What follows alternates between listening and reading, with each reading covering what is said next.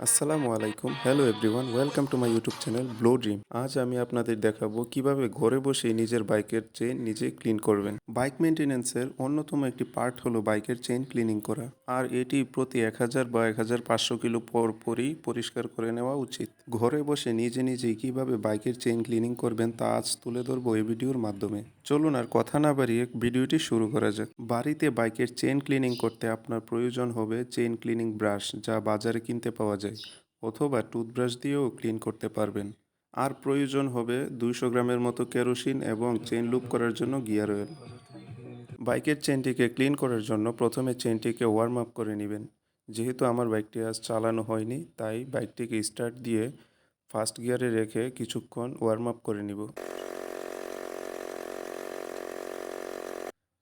এবার চেইনের সম্পূর্ণ অংশে কেরোসিন দিয়ে ভিজিয়ে দিব। কেরোসিনটি স্প্রে করার জন্য এরকম একটি স্প্রে বাজার থেকে কিনে নেবেন, তাহলে খুব সহজেই কেরোসিনটি চেইনের সম্পূর্ণ অংশে দিতে পারবেন। তবে সাবধান, কেউ বাইক স্টার্ট দিয়ে এই কাজটি করতে যাবেন না, তাহলে যে কোনো সময় দুর্ঘটনার সম্মুখীন হতে পারেন। চলুন এবার কেরোসিনটি দিয়ে দিই।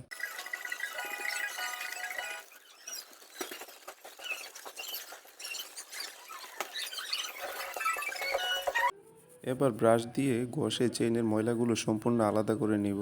তারপর হালকা করে কেরোসিন ছিটিয়ে দিব, দেখবেন চেইন থেকে ময়লাগুলো পড়ে যাবে।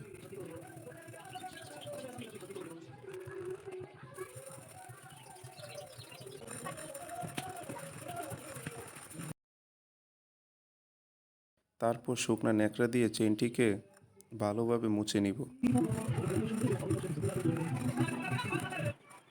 তারপর কিছুক্ষণ অপেক্ষা করবেন যেন চেইনে লেগে থাকা কেরোসিনগুলো শুকিয়ে যায়। শুকিয়ে গেলে চেইন লুপ দিয়ে চেইনটিকে লুপ করে নেবেন। তবে চেইন লুপ করার সময় অবশ্যই লক্ষ্য রাখবেন চেইনের মাঝখানে কখনোই লুপ করবেন না। লুপ করার সময় অবশ্যই চেইনের দুই পাশে জয়েন্টগুলোর মধ্যে লুপ করবেন, তাহলে ভালো ফলাফল পাবেন।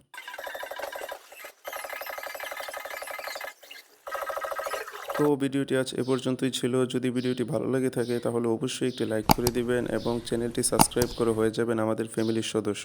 আসসালামু আলাইকুম।